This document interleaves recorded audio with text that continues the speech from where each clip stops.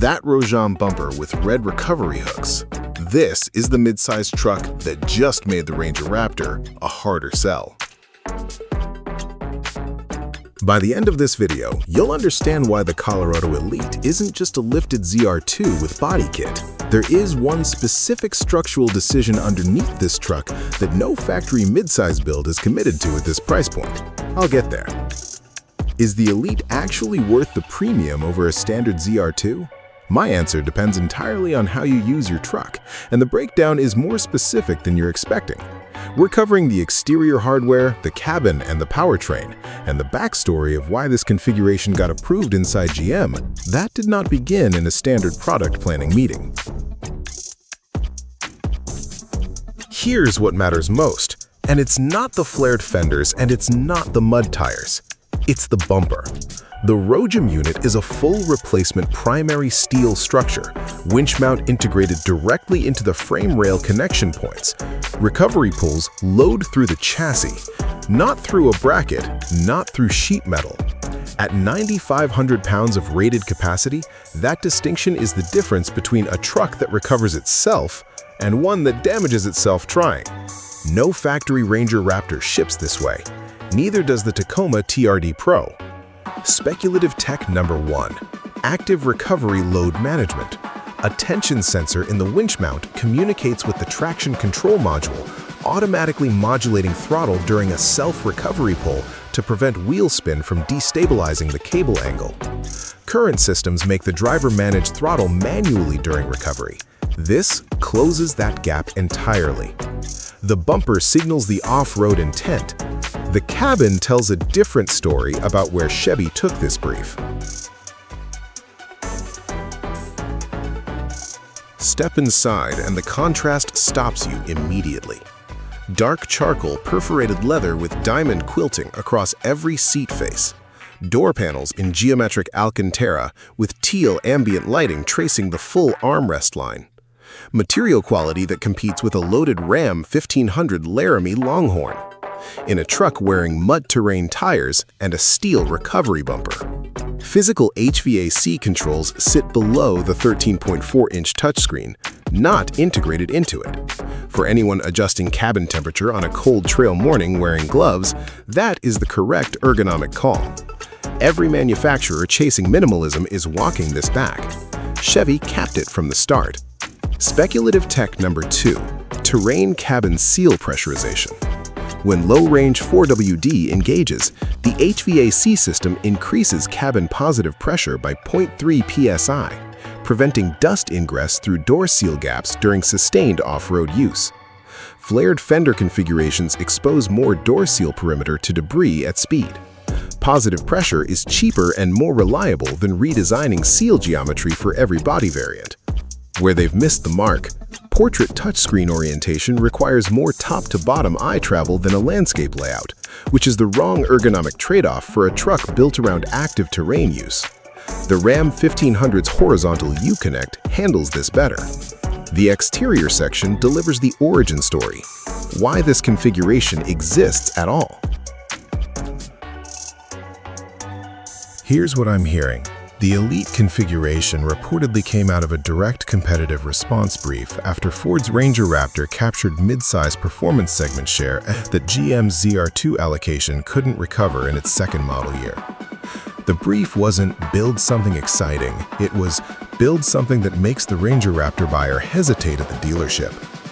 The exterior is where that intent is most visible.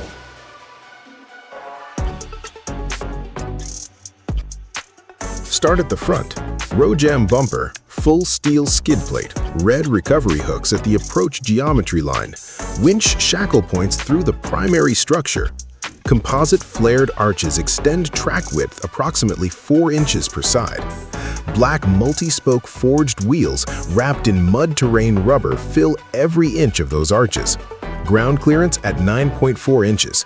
Approach angle 32 degrees. Departure 26 degrees.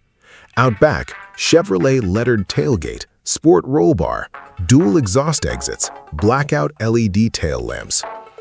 The bumper, the flares, the suspension geometry, all load path decisions.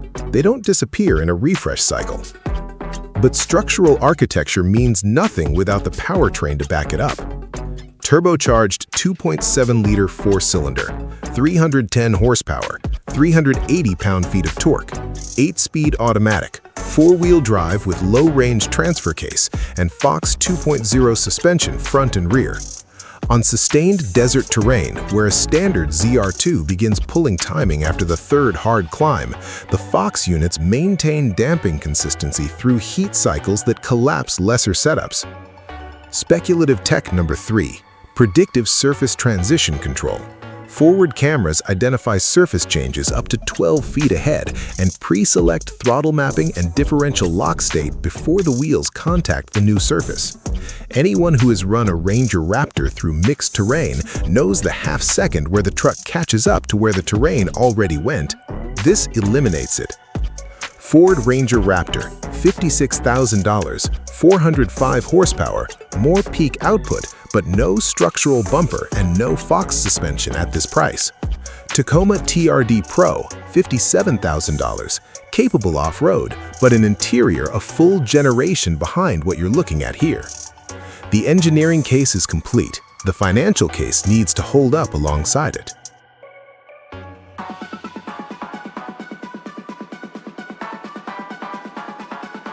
Now here's what I actually think. Completely straightforward. The competitive brief explains every decision.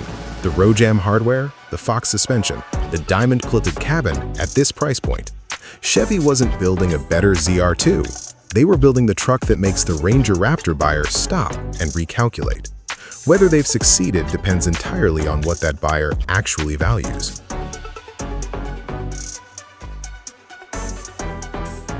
Pricing. Expect the elite configuration between $52,000 and $58,000 depending on package. The Ranger Raptor at $56,000 delivers more peak horsepower, but no structural bumper, no Fox suspension, no cabin at this material level. The standard ZR2 at $46,000 gives you most of the off-road capability for significantly less. The Elite Premium buys hardware integration and material discipline. Both of those things together. Factory-installed ROJAM hardware and Fox suspension carry warranty accountability that a shop-installed equivalent never does. For anyone planning a 5-year hold, that factory accountability is recoverable at resale in a way an aftermarket build never is. Here's the call. If you run sustained technical terrain and want factory coverage on every performance component, this is the most coherent integrated package in the mid-size segment right now.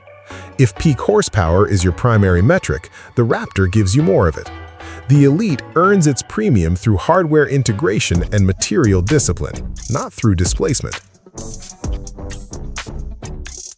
At the open, I said that ROJAM bumper signals something important. Having walked the full picture, it signals a truck engineered to win back a specific buyer. That intent shows in every decision from the frame rails to the door panels. I genuinely love your perspective, especially if you've owned a ZR2 or put real trail miles on a Ranger Raptor in comparable conditions. $52,000 for the Colorado Elite or $56,000 for the Ranger Raptor. Drop Elite or Raptor below. Colorado Elite versus Tacoma TRD Pro is next. Subscribe if this kind of analysis is what you're here for. See you then.